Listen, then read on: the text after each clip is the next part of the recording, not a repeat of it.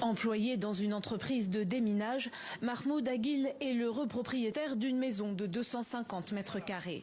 Mais à 48 ans, le père de famille est contraint de dormir dans sa voiture. C'est ma chambre quand il fait chaud.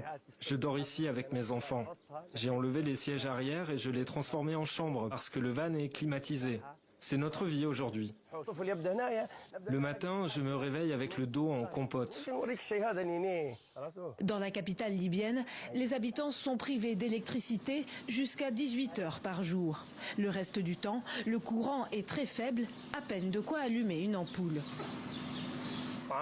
Cela pose des problèmes pour tout, pour la santé, l'éducation, pour les routes aussi. Une aberration dans ce pays qui possède les réserves de pétrole les plus importantes d'Afrique et les 9e au niveau mondial.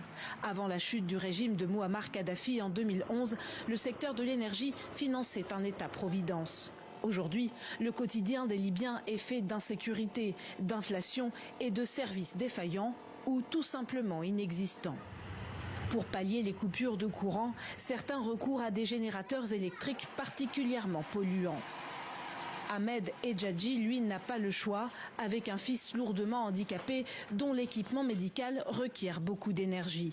Sous une chaleur écrasante, le père de famille a enchaîné les galères pour ramener le précieux sésame. Tôt hier matin, je me suis rendu à la banque pour retirer de l'argent. Mais j'ai fait la queue pendant 15 heures.